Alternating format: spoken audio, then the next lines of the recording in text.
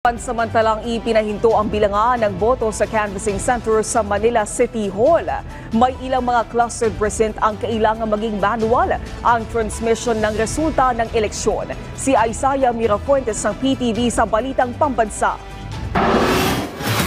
Ang inaasahan sanang maagang proklamasyon sa mga manlalong kandidato sa Maynila, naudlot. Ito dahil sa pansamantalang ipinahinto ang bilangan ng boto sa canvassing center sa Manila City Hall. Dahilan na may ilang mga clustered precinct ang kailangan maging manual ang transmission ng election result. Hindi ko po siya napansin na failure po pala yun kasi doon sa pinakadulo, success po yung nakalagay po siya doon sa ECM po, doon sa monitor niya po. So hindi ko po napansin yung pinakauna na nag-fail po pala. Mahigit 96% precinct votes na ang natransmit sa canvassing center. Ibig sabihin, mahigit 3% na lang ang hinihintay. Pero ayon sa Board of Canvassers, itutuloy ang bilangan alas 2 ng hapon ngayong araw.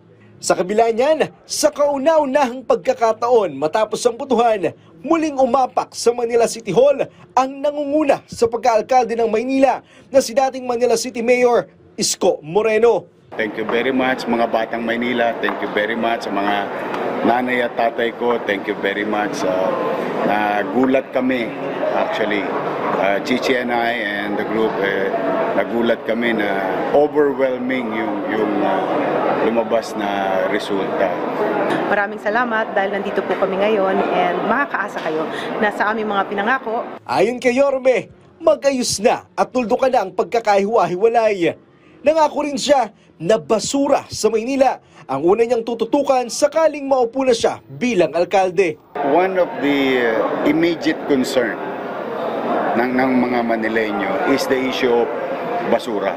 Yung pagkadugyot talaga ng Maynila and the criminality happening in the city.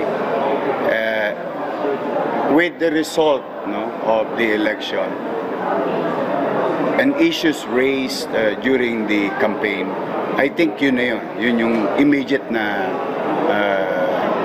kailangan bigyan ng atensyon. Pinagmalaki ni Yorme ang kanyang anak na si Joaquin Dumagoso na nangunguna sa pagkakonsehal sa District 1 ng Maynila. Opo, bata naman po talaga ako.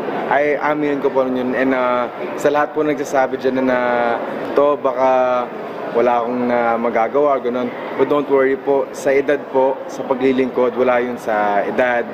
It's really in the end of the day, it's your heart and your passion to strive to do better for the people.